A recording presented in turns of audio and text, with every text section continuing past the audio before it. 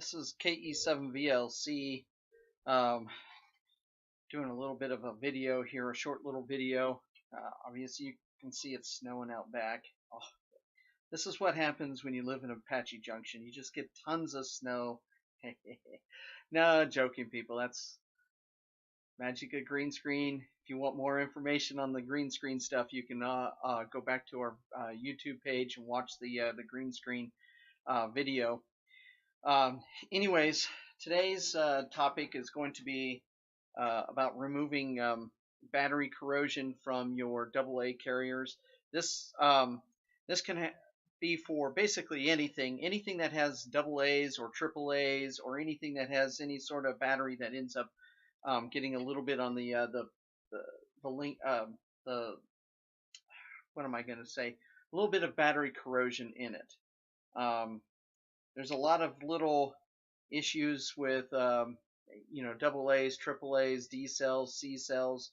Those any of those alkaline battery types end up discharging a lot of battery acid and stuff, especially if they're stored for long periods of time.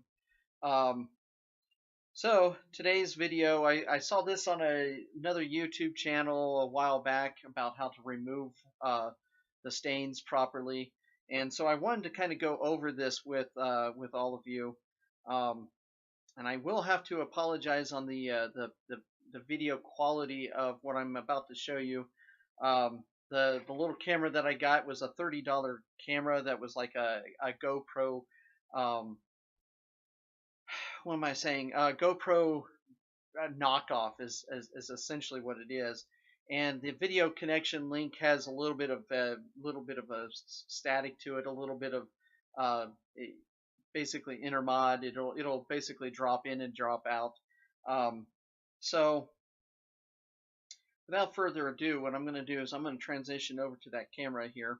Um, so for this, here's the battery case. This goes to my Yaesu, my trusty Yaesu FT60. If you flip it over, and sometimes I have a hard time, there we go, disconnecting this, slide it out, it's got a AA battery carrier. It originally came with a lithium ion battery in there that was rechargeable, but after a little while, even those start to go out. And rather than paying like $60 for um, another replaceable battery, I decided, you know what, I'll go with AA carrier. These are like $20 at HRO. They're very easy to get and very easy to find. Um, and due to the fact that a lot of you have started this hobby uh, basically for emergency communications, this is something that I highly recommend that you do, because if you have the rechargeable, and I'll break out my FT70D. Essentially, the FT70D and the FT60 are almost identical, as you can see. I mean, they're practically identical. Um, the major difference between the 70D and the 60R is the 60 is basically analog, it's FM analog only, and the FT70 is a digital with analog capabilities. The only problem with the FT70D is they do not have a AA battery for it. So you end up having a rechargeable. I can either plug it in right over here where it says you probably can't make it out, external DC in, or if I go get the little battery carrier, I can slide it in and charge it that way. That's what I'm going to do eventually. But as of right now, the only way to get more juice for this FT70R is by sticking it in that case or charging it externally. But in an emergency situation, you may not necessarily have that capability. Your power might be out at your shelter or your house, um, or something of that nature. Uh, if you're at a shelter, that shelter might have, basically had its power knocked out. Um, or you might be in a situation where you're trying to ration about how much you are utilizing electrical load, and charging your battery might be one of those things that might, inadvertently drain the generator a little bit faster or something of that nature. So I really don't recommend the new digital radios. I believe the ICOMs are the same way. I recommend going with an analog radio, and one that actually has the little battery carriers. This is the reason why I highly recommend the FT60 to every new ham, especially if you're going to get into the hobby for emergency communications. Because guess what? You can find these AA's pretty much anywhere. If you're out on a public service event and all of a sudden you're running low on your batteries and you can't find your spare batteries, you can always run down to the local gas station and buy some batteries. Your local grocery store is going to have them. Even like Walgreens and CVS, your local pharmacies are going to have them. So this is always a great idea to have. I have two of them for this specific reason. Every single public service event I go on, I empty both of these and I refill them with fresh stock batteries. That way, if I'm out in the field and I need to hurry up and swap over, I can just quickly just remove the battery from the back of the case, pull it out, swap in the new one, and I'm back on the air within a couple minutes. But if it really comes down to it, you could potentially go and buy a whole brand new set of batteries and just stick them in both, and then that way you're ready to go at any moment's notice. So that's not really what this is about today. It's not about the emergency communications capability of the FT60 or anything. What it is you notice I have a little bit of battery corrosion in mine. I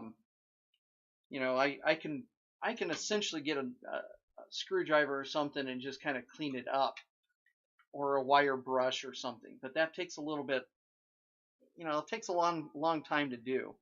There's an easier way of doing this, and what you need is, first off, a good toothbrush. And the club is not going to be responsible for you taking your husband's or your wife's, or your significant other's toothbrush and using it in this purpose. My recommendation is take an older toothbrush. All right. So if you end up in the doghouse because you took your significant other's toothbrush and used it for this purpose, that's on you. All right. Then you're going to need some Q-tips. Again, these are things that you can find basically anywhere. Toothbrush you can always find at a local gas station. Well, I don't know if a gas station might have it, but a local pharmacy will definitely have a toothbrush if you're really in a hurry or something like that. The next thing is I'm using apple cider vinegar, but you can use white vinegar as well. I have apple cider vinegar because of other prepping stuff that I do. But it's really good with this type of thing. So what you end up doing is you want to kind of clean the dust and the dirt out. I've already got this toothbrush a little bit on the wet side, but if you come in here and you dab a little bit of, let's get one of these Q-tips and wet it down. If you wet it down in here, you're going to notice that it's going to bubble, and that's perfectly fine because that's exactly the type of reaction you want on this. All right. See how it's already starting to clean things up here. All right. So you just take this and you rub it, clean it, get it down in here. You might take a little bit of a screwdriver and kind of scrape some of that stuff off. See how that's bubbling right there. See how that is? That's a typical reaction that you're going to want. It's nothing harmful or anything like that. Come in here and just kind of clean up all the little contacts and all the little happy little places. Oh, wait a second. Am I going Bob Ross now? Oh boy. Oh boy. All right. So get the toothbrush in here a little bit and kind of brush it out.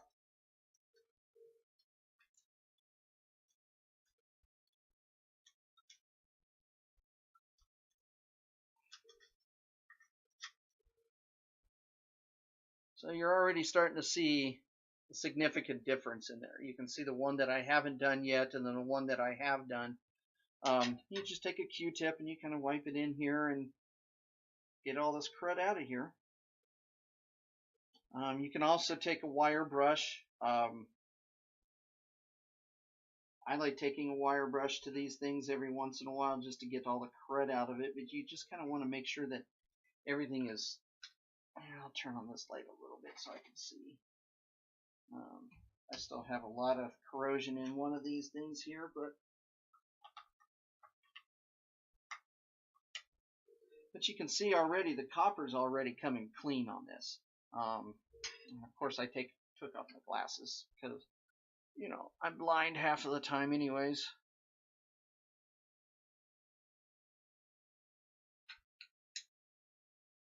So it's already kind of cleaning up and everything. You just got to get in here. It takes a little time to get in here and get all this stuff all cleaned up and everything. But you can do this with remotes. You can do this with anything that has a connection where a battery is going to be stored for a little while. Matter of fact, I really highly recommend that you take your batteries apart, take them out of the carrier case when you're not needing it. And again, this is what a good clean one looks like. All right. So I'll sit here and I'll just go through and start cleaning this up. It does make a big significant difference in between all of them, in between the clean and the dirty. It's quite amazing exactly how you can have this all built up. But again, that's just a little demonstration of what you can do. Just a little bit of vinegar, a little bit of Q-tips, maybe a wire brush and a toothbrush, and you can clean up basically any battery terminal. This includes your vehicle too. You know, you can, if your vehicle's battery terminals are rusting out or corroding out or something like that, and you have a whole bunch of stuff, you know, go right ahead and take a little bit of vinegar and kind of sprinkle over it and kind of, you know, scrape around it and everything. You want to get all that corrosion off so that you make a good contact between the battery and the actual contacts themselves. So this is Orion Kilo Echo 7 Victor Lima Charlie for the Mesa Amateur Radio Club. Signing off, saying 73. Hope you guys all have a wonderful day.